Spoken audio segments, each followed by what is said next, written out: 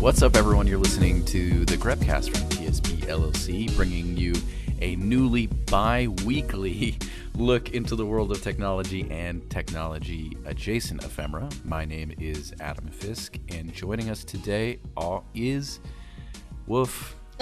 This is going to be an experience. Kelly Ford. It's me. Hello. And Michael O. Hello. So yes, as our intro put it out there, Grepcast is going to be released on a bi-weekly basis going forward. Not that we didn't love talking to you on a weekly basis, but this way we can actually bring you some cool articles and views that give us a little bit more time to get in depth into. So quick programming note right at the top. But that said, we can dive right into our topics for this week. And I believe, like we said when we were discussing AI previously, that we were remiss in not discussing and highlighting some of the actors that are doing the good stuff. We're going to bring you the good stuff again. This is an article that comes from Wired.com. It's an article titled, AI Needs Your Data and You Should Get Paid. You should. We've been talking about this. Right. This is coming to us from Gregory Barber. And to that point, yeah, we've been yelling into the night, into the abyss for so long that all these companies, be it Facebook or otherwise, keep on stealing our data and using it for their own nefarious whims. This is a really, really cool article showing us that there is another way. But will it work? Right? I mean, monetizing your data sounds awesome. I'd love to make money off of my personal data, especially the stuff that's already out there that people are using for free. Right. But yeah, I mean, it's a great concept. It's the implementation. I'm a little bit like, But you can't get to the implementation until you have the idea. So hey, there you go. True. So I love this. It's a twisted wheel. Right. This article is starting and focusing on a Stanford ophthalmologist named Robert Chang, who's looking to harness AI to do very similar things that the MGH study was using for breast cancer awareness and breast cancer screening. In this case, focusing on glaucoma. In a different path, his views are that, hey, if we're using people's information, their scans, their pictures of their eyeballs, they should be given money for that. And there's an existing model for this too, because clinical studies, sleep studies, come in, take these drugs, you get paid for it. So in the medical world, there is a model, people get paid. It was fascinating to read more about, as you were saying, Mike, the implementation of this and all the considerations that they have to, this sounds terrible, consider. How do you even determine, so aside from even the technology, how do you determine how much you pay someone? How much does that person get paid versus someone else? One of the things that I found really interesting was the idea of, we have so much data, as we mentioned with the MGH breast cancer episode, that we have so much information on white men. So it's kind of like, do they get paid as much as someone who is considered a more rare data point? But then, of course, you get into marginalized communities and some of the unethical historical treatment, medical treatments that have happened. So there's a whole host of fascinating questions associated with, aside from how do you even implement this? How do you assure people that their data will remain anonymous and that you can trust this company? Yeah. I mean, the idea of using kind of that clinical framework for compensating people, I think is interesting, because it takes something that's pretty known and that's within the industry, and kind of mapping where AI clearly has some potential for benefits. So this medical information, and especially when it comes to millions of people's worth of information, can really help to hone AI skills. I guess for me, the implementation starts to get a lot more questionable when you start going outside of a place like medicine, where there's an existing structure for it. So we do talk frequently about how Facebook and Google, and to a lesser extent Apple and other big companies, are using this data, but it's not necessarily MRI images or access to us to take those images and the sort of implications around clinical study. It's just like little bits of data, right? So if, let's say, MRI images are worth $25, which who knows what the actual monetary value is, there's plenty of academic papers on this, then what is a cookie that has your advertising preferences worth? It's worth something, clearly, because people are going through a lot of effort to collect it. But so how do you determine that worth? And then more importantly, how do you enforce some sort of payment system around the smaller stuff? So that actually brings up a really novel concept that I actually hadn't heard about. This is happening not only in California. The governor, Gavin Newsom, recently proposed a quote-unquote data dividend, which would transfer wealth from tech firms back to the California residents. But then also U.S. Senator Mark Warner out of Virginia introduced a bill that would require firms to put a price tag on each user's personal data, which, to your point, Mike, that I can't even imagine the formula that you would create on that, because it's all up to the person. It doesn't feel concrete enough.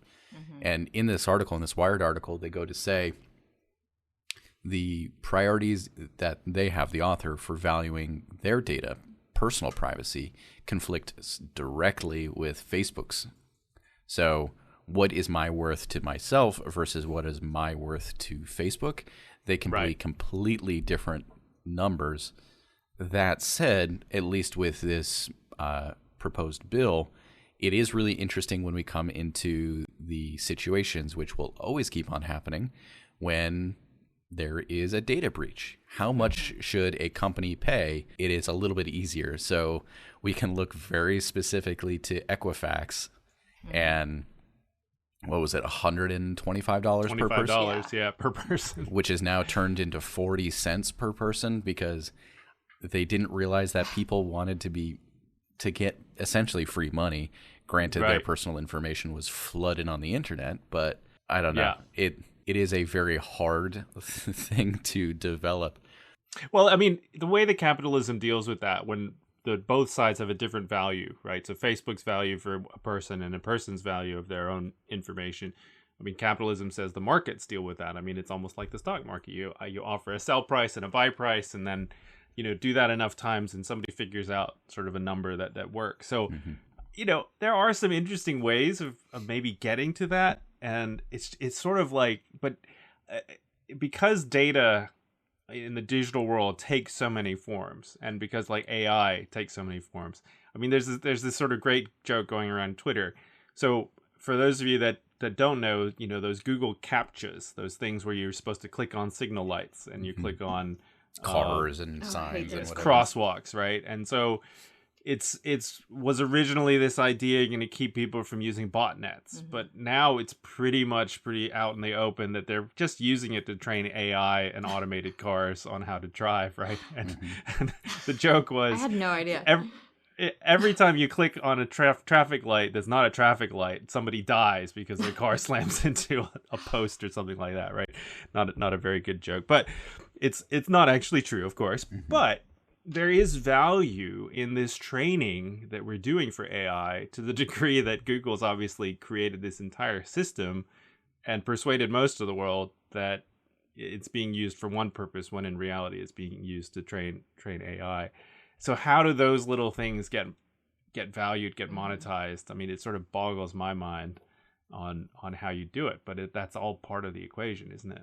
Yeah, it's part of the conversation, because I mean, at least we're having the conversation. At least now it's like, hey, this is yours, you own this, and we're getting into permission, which is, before it was more that dark matter of, we're going to bury it all in the T&Cs, and that's going to be our legal statement as to why we did this. So at least now we're having that conversation. And I think going with the medical community for this is kind of a nice way to start, just because it's it's an isolated market and saying, hey, I want to receive your eye scans because I'm looking for glaucoma. Yep. And so it seems to me like it could be a nice small test case. Yeah.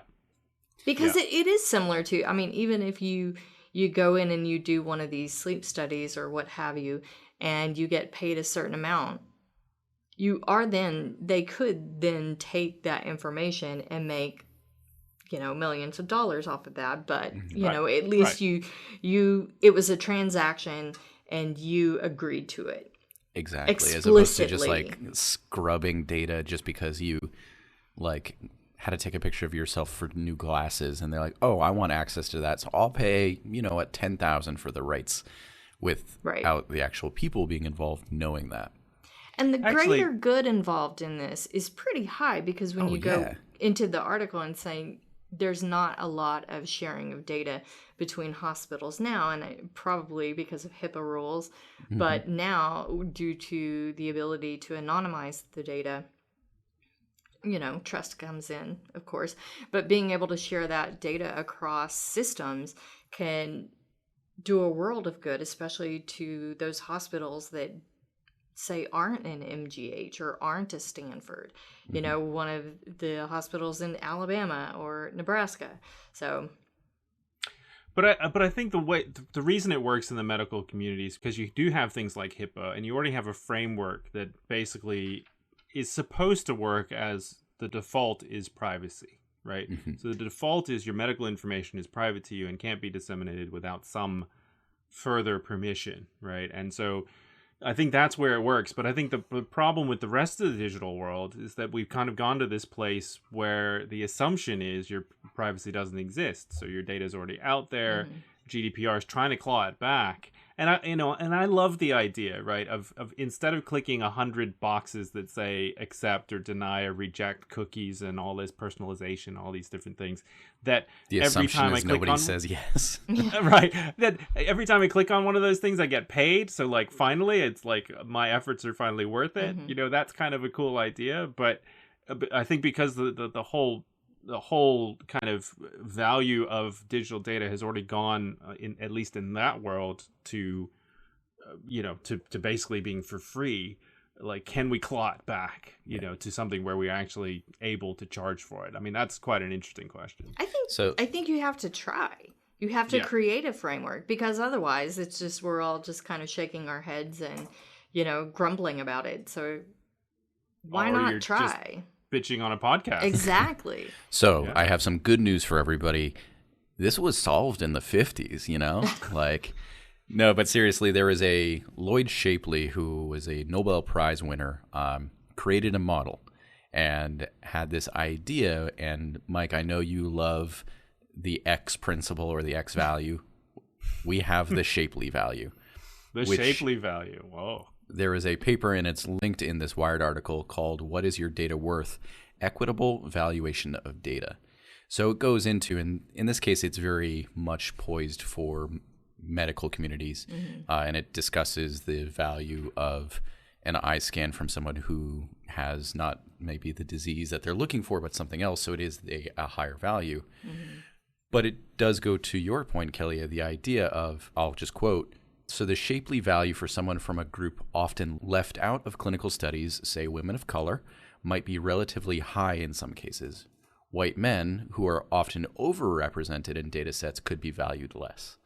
So it is a very interesting idea of kind of I'm going to borrow a related term, the upfront contract of saying, this is what the value of your data is worth to us for this situation. Confirm or deny that you want to be even included. Yeah. Because it goes into this ideal that you don't want to misrepresent things, and then it could like crumble and say, oh, well, I thought I was going to get $30, but you're giving me $10 because I am blank and Y. So I'm rescinding my support of this. I mean, if you could map this on today's world by basically creating a new browser that says, in order for us to give any of our data out, like presuming that this browser has your information about what you browsed and all your preferences and all this stuff. In order for that to go out, you have to give permission and you get paid for it, right? Then you could, I mean, that's an interesting business model. That's an like, maybe somebody would say like, okay, I'm happy to choose instead of Chrome or Firefox, I'll choose the pay me browser. Dang it. I almost got there. Yeah. We got it the same place. Great minds think alike in ours too. You guys should start this browser. Yeah. The pay me browser. You get 1 cent for every ad tracking cookie that looks at your data. It's not enough, it's certainly not enough, but it's not a lot. But, Right. It's something, and it's starting a revolution in that, hey, you're using my stuff. I am no longer a product. I am just an equal partner in this partnership. And Amazon, sure, you can now show me 14 different things. Mm-hmm. And we've talked about the venture capital bubble, right? And so here you go. This is like, the redistribution of wealth through the creation of a browser that pays you for your privacy. We've solved all the world's problems. Oh my God. Right There we there. go. You're welcome. Yep. You're welcome, Internet. But moving right along, this is another, I would say, a feel-good story. This is something that did not make me grit my teeth, roll my eyes, or anything like that. This is actually coming from the New York Times. This article written by Dana Goldstein with the headline of How a State Plans to Turn Coal Country into Coding Country. So this is a really, really interesting article for how it treats education, but also gets into funding and really the understanding of what this is going to do. But this is going through a new initiative that the state of Wyoming is enacted really by law, that schools must have a computer science program, that every child that goes through the public school system needs to have a foundation of computer science. So the article really starts high, at least for me, about this teacher, Ms. Coulter, who's a 19-year veteran of public school systems, whose background is actually teaching business classes, who's now teaching coding classes. And hey, I'm here for this, actually. Like my computer science classes in school were very much Mavis Beacon teaches typing, and then I got to take a web design class in high school that was going through Microsoft Front Page and talking about basic HTML design. And that's kind of it. And that one was an elective because I just didn't want to take more math classes. So, Yeah, I actually had computer science classes in Arkansas in the late 80s, early 90s in a small rural community. So I don't know how that happened, but I mean, it was kind of great. And it was truly coding. And so I got a good grasp of it then. Mm-hmm. What was one thing about this, as soon as they mentioned coal country, I was like, oh, Appalachia. I was so shocked that this was Wyoming. I think because we heard so much about coal country with the 2016 election. I'm like, what do you mean there's coal in Wyoming? That's just a tangent, but I was much like you, Adam. I was very much like, this starts on a positive note. And then I was like, you go down into the details and it has bipartisan support in the legislature. But the interesting thing about this is it's mandated, but they didn't divert any funding toward it. Yeah. So I was like, of course there's bipartisan support. But hey, look at that. Look at that. That's how you get it. So a lot of how they're funding this is through philanthropy, which luckily they've gotten a lot of that, but through state and federal funding that they have to apply for. So it'll be interesting to see how that plays out because, as that one of the teachers had said, she has to, 40 hours a month unpaid that she's teaching herself how to teach her children in classrooms how to do this. Yeah, this is an instructor by the name of Chris Blomgren who was focused in this article as well. It's now, the quote in here is, now Ms. Blomgren does programming tutorials on her phone in the waiting room at the doctor's office just to keep ahead of her 13-year-old students. She estimated that she spent 40 hours per month unpaid training herself. Well, good for her. Yeah, that's awesome. First off, right? That there's teachers in this world that like go through that kind of time and effort in order to try to further their kids. I mean, it's got to be tough, right? Because these teachers grew up to be teachers, not necessarily to teach computer science. And here comes this initiative, and they're having to learn this stuff. And you know, I'm sure, like this, what it sounds like in this article is there's some great teachers that are taking this. I mean, I would say that my experience in terms of getting kids interested in computer science is all about access to technology. And so when I was like probably 7 or 8 years old, there was this one family, and I think her name was like Mrs. Dalton, that lived like, I don't know, half a mile from our house. And she somehow, I don't remember what the family did for a living, I never knew, but they had a basement full of Radio Shack TRS 80s. And I'm really dating myself with that, but I'm still a lot younger than a lot of people. But like literally a bank of these things, 12 of them. And she would have programming classes for kids, anybody in the neighborhood that wanted to come and do it, organize, you know, a bunch of evenings on weekends and all this kind of stuff. And for me, when I grew up, and it was a relatively well-to-do suburb, but this is in Alabama. It's, you know, it's the public school was nearby. That's where we went to primary school, elementary school. But just that access to having that class for, you know, once a week, I probably did it like over the course of half a year or a year, you know, intermittently, and really got me interested into computers. And I think there's stories like this all over the place, right? I mean, there's the Steve Jobs and the Bill Gates stories. There's, you know, their parents happen to have access to supercomputers of the time at some of these big universities. And that's really how they got into it. They got interested. And to me, I mean, I think this is great. I think there's plenty more that can be done. And there's tons of resources and apps out there just to get individual kids, you know, interested in computer science as well. But it's great to see it starting to be a bit more part of the system. Yeah, but I would still go back to, like, yes, yay for the teacher, good for her. But also we don't know what her state requirements are, if this is a mandate, and what her school requirements are, and if this is something kind of like a lot of teachers talk about having to teach a certain way because of testing requirements. So I just put that out there, like, because we talk about technology implementation a lot, and for me, this is an issue of implementation. Right. Because if she's spending 40 hours a month, there's some burnout, because this is on top of what she's already doing for her job. And just knowing a principal, a close friend of mine is a principal and was a teacher, and it's just the amount of time that's spent on just trying to teach even third graders, and then to add 40 hours on top of that unpaid, that's asking a lot. So that's where, for me, this takes a negative turn, because it's like, if you're not going to put any money toward this, then what are you getting out of it? You're going to get burned out teachers, and who knows what the kids are still exposed to it. So I think there's an overall positive for them.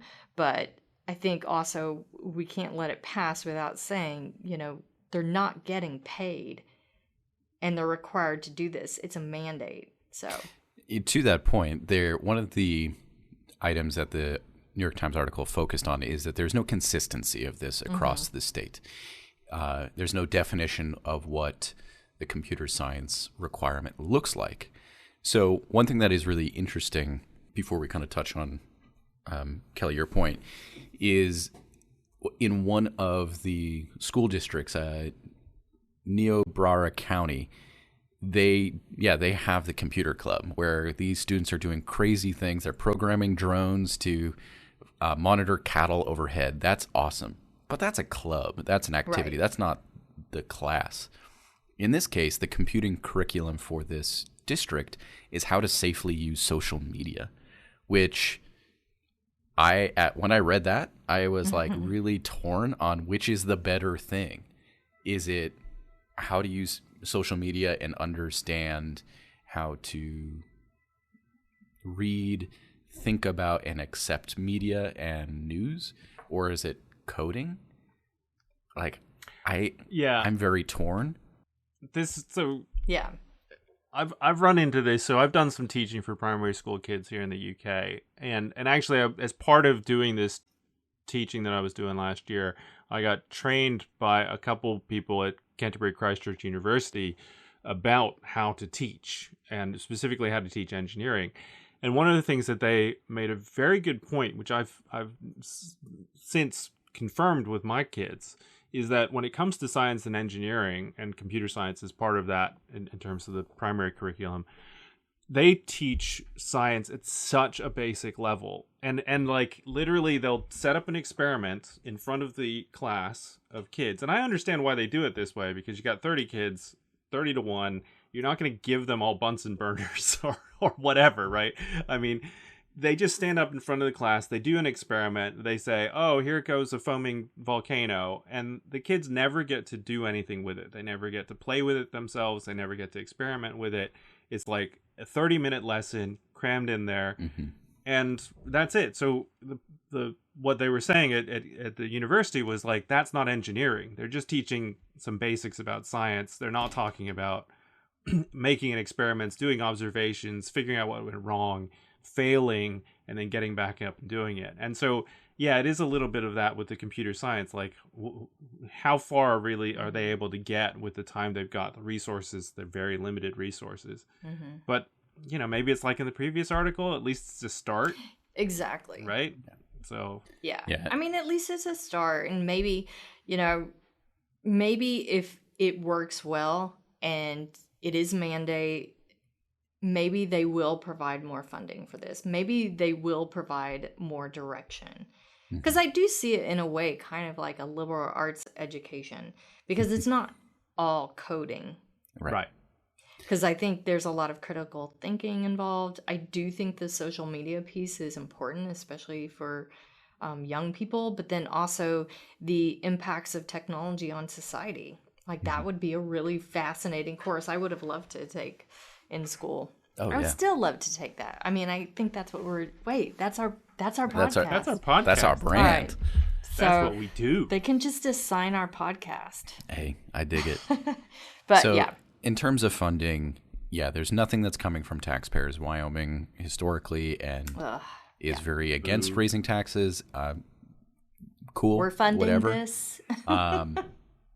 This program in this case is backed by Microsoft, Chevron, Toyota, Lockheed Martin, really big players for various reasons. Like, I don't want to get into that portion, but to the point of, to me, why this did mean something is the program started and its entire focus, at least from a legislative point of view, was to wean Wyoming off heavy reliances of oil, gas, and coal industries. And because young people are just leaving the state. There was another article from New York Times a couple months ago that I actually read talking about how they have, quote, a lot of pride but no people because there's nothing happening there. So they're having to leave in droves. There is a professor at the University of Maryland who I guess was interviewed, or I forget if they were actually involved in this program or initiative. Quote, he's comfortable with the economic argument happening. The side effect of that is tens of thousands of fifth graders learning programming who otherwise wouldn't have had the opportunity. So it goes back to that kind of digital divide. At bare minimum, it's introducing concepts that otherwise would have been foreign, or with what we're talking about next, introduced to them in the worst ways. And at least we have some training wheels. So I would love to see this kick off more. I would love some consistency in the curriculum of what is our objective. It is not enough to just say, hey, we want computer, please. Let's talk about computer. It's consistency across districts so that we don't see one district who got a grant from Microsoft doing really, really well, but 4 others aren't because you know what? They didn't get that grant. The luck of the draw, right? They'll also need entrepreneurship classes to go along with this to make sure that they can create the jobs in the regions. To ensure they don't leave and have a brain drain. Because that was another component of it as well. What are you doing to bring business into these rural areas to keep those students? So or make it so that these students just don't go to Washington to work at Microsoft because, hey, they had a grant and you know what? They met some people. So now, yeah. That's true. Yeah. So for our next topic, foreboding. Yeah, it is one that, Mike, did you post this article? Don't, you're going to blame me. I think you totally did it. I think. Oh, come on. Yes, I did. Checking the tapes. Yeah, this article Yep. was a trip. So YouTube, right? It's a cesspool in its current state. Like, cards on the table. It is not great. Personally, I remember YouTube when it first started. I remember Google videos. It was something that was always really interesting for me, but I kind of bounced off for a long time. And only when I started using YouTube for more kind of personal hobby educational purposes did I find the real meat and merit to it. But like any good thing, it has been corrupted. And this also from the New York Times, an article named How YouTube Radicalized Brazil. This was written by Max Fisher and Amanda Taub. It is a doozy of an article, really focused on how YouTube created and really lit a fire on the alt-right movement in Brazil. And I wish I didn't read this because it set me into so many, or created so many disparaging feelings and sense of hopelessness. But oh, Adam. Well, I could send you the follow-up article about how much of the Amazon's being cut down. Unfortunately, I already know way too much about that one too. Yeah. And unfortunately, because of the same ding-dong leader that this alt-right YouTube movement created. Yeah, exactly.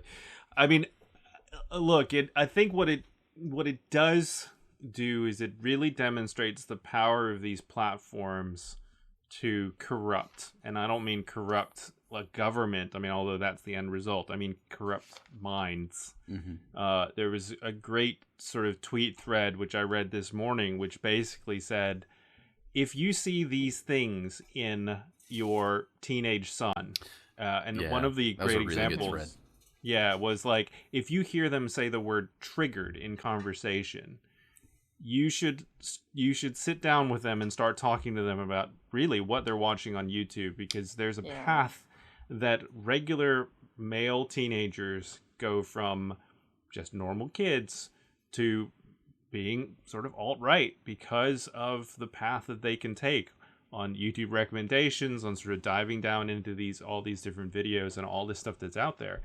And it's partially the fault of the algorithm, but also it's partially the fault of just these platforms being there, generally being unmoderated in the sense that, like, there's not anyone who's like looking out for the content as a whole, but there's also not anyone who's really watching who's using them and how they're using them, right?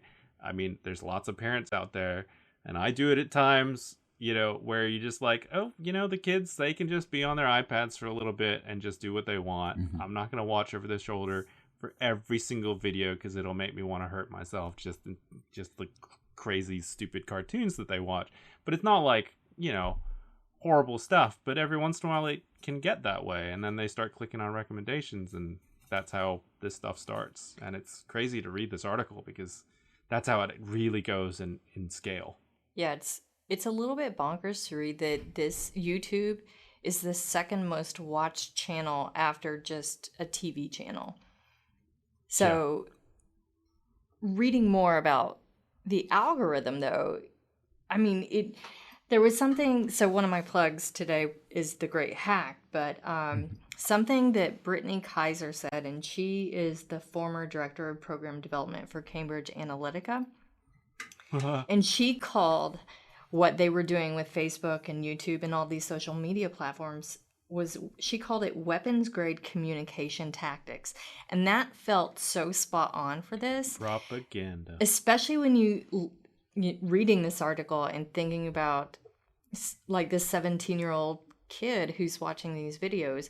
It's just when you have all this information pushed at you, or even say the Zika crisis, they mentioned a lot in this article about how if you've got 20 people or 20 different media platforms or whatever it is telling you that these these people who want to vaccine your babies, or they want to put these pesticides on, they're actually trying to kill you. At what point do you say, maybe I'm the crazy one for believing that they're crazy? Right. So in a way, it is brainwashing, and that's why what she called it, they really are mobilizing social media as a weapon. Mm-hmm. Like this article felt so much like an encapsulation of that point of view. Yeah, and I think it comes at like two directions in this article, like focusing very specifically on this Zika virus like issue. I didn't know it got to this point. Oh, I had no idea. But they interviewed or had a quote from a pediatric neurologist based in Brazil named Flavio Santana, who said, "Fake news is a virtual war. We have it coming from every direction."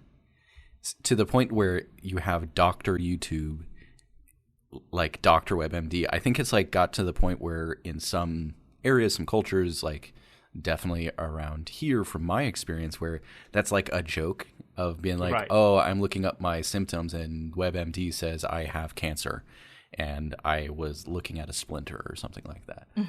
But with how these YouTube videos are constructed, that they're preying on people's concern. And like Zika was huge. Like it's easy to not think about that anymore because it was a while ago and super didn't happen in Massachusetts. So like out of sight, out of mind. But you have people who are really scared. And you know what? YouTube is a free platform where you could get a lot of information. Sure, many of these videos were completely wrong, baseless, and just propaganda. But you know what? They got eyeballs. And in this article, the part that really made me think about it in a completely different way is that YouTube's entire system is engineered to make you watch things as long as possible, because every video you watch, there will be probably a 10-second ad, maybe 2 now. That's how everyone makes money. And it will always suggest what to watch next, and generally also start to play them automatically because they want you to be glued to the screen, glued to ad revenue.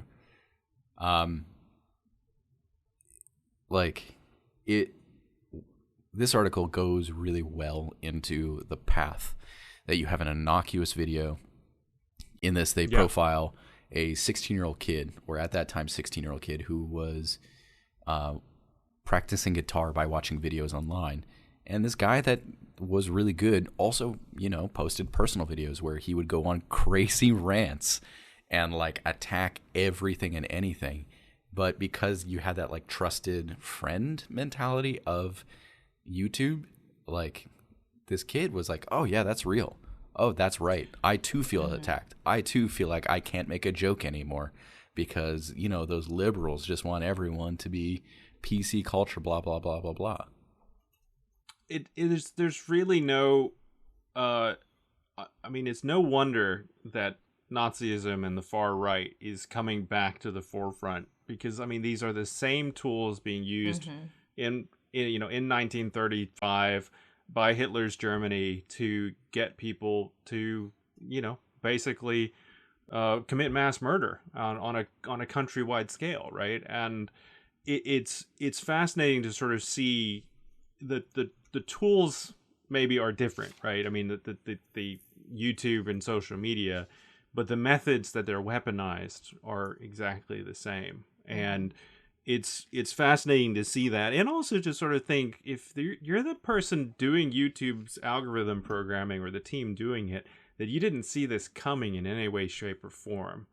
That's sort of fascinating to me as well, that it's not like it wasn't obvious to them, and clearly it wasn't. I don't think they were trying to make this platform, same thing about Jack and Twitter, they weren't trying to make these platforms do this, but at some point they enabled it, and it's really quite fascinating to see how we backed ourselves into this pretty significant corner. Yeah, and just I'm always amazed by how we got here, which we see the path, but how do we get out of it? How do you fight the fake news? How do you teach people to think critically about what they're seeing when everything they're seeing tells them that logic is wrong. Yeah. I don't know, honestly. We're like doomed. What are we gonna do, you guys? Well, honestly, the Wyoming thing of like talking about how to safely use social media and critical thought. Like, yes, that's number one. Please educate kids when they are young. And I think it does, like, to me, in my opinion, it is the shittiest cop-out of them all. Oh, for sure. But, like, parental guidance is really important, talking to people. Like, I have pretty young sisters. One of my youngest sisters is 14, and I remember talking to them and talking to my dad about YouTube stuff. Like, my sister got really deep into, like, YouTube culture around Minecraft, which is on its face like a pretty normal thing or like unassuming, but then like articles after articles of these streamers who just like are terrible people. Like, it's things to be aware of. But I don't know. I think the real thing is these companies like YouTube needs to care. They're making, some people are saying that YouTube is bringing in over $1 billion a month. Like, hey, maybe you should say, you know what, $500,000 of this isn't worth it. Let's like shut down these channels. How do you fight against capitalism when it's gotten so? It's like that too big to fail kind of. Yeah, I mean, more capitalism. The more we talk about this, the more I just want to bang my head on the desk and just eat ice cream and cry. And I know that's not the way to solve anything, but it feels good right now. Yeah. I'm gonna take us into the plugs early because, like you, Kelly, my plug is very relevant to the topic. So I had 2 plugs today, which is one is the Olin College of Engineering, which is actually a university that my nephew is going to. But they basically have this emphasis on applied skills in technology, not just theoretical stuff. So they have the coolest library in the world where you can go in and you can check out books, but you can also check out a power drill. You can check out like a 3D, mobile gimbal for your camera, where it's all about sort of making these things accessible. And I think there's something there. It is all about education. And I would say as well, and this is my other plug, is get involved in your local community, particularly, those that are interested in technology and know something about it. There are primary schools that would have no problem in having somebody come in and talk to kids about whatever your interest is, be it computer science, robots, space, all that kind of stuff. A lot of the time it takes some time for you to find the right avenue to do that, like I did here in Canterbury. But I literally found it on some newsletter for the local university and, got a couple hours in front of kids to sort of help them sort of craft some of these sort of ideas about like these big questions on technology, artificial intelligence, all this stuff that we talk about. So it is a little bit of just putting some effort in, but like they say, if 1 million people do it, it's all very powerful. I'll just keep watching all the videos from Hong Kong too. Yeah. I mean, that's impressive. Yeah, that is. Talking about 1 million people. I don't know if it's quite 1 million, but it's getting close. It's a lot. But I think on that note, that is the time we have for this week, this week. Let's keep it this week because that's an easier way to flow on the Grepcast. Thank you again for listening to us. If you want to check out what we're up to, you can always find everything we're doing over on our website, tsp.me and tsp.space. You can also check us out on Instagram over at TSP LLC. And if you're getting involved with the community and you want that signal boost, please let us know. Grepcast at tsp.me. I will never say no to boosting that signal on either the podcast here or our socials. Let us know. But in terms of plugs, I know we got them out early. So we will be back at it again in 2 weeks. But until then, again, if you have anything that you want us to chat on, please shoot us a message over at grepcast at tsp.me. And until then, stay cool. bye. See ya.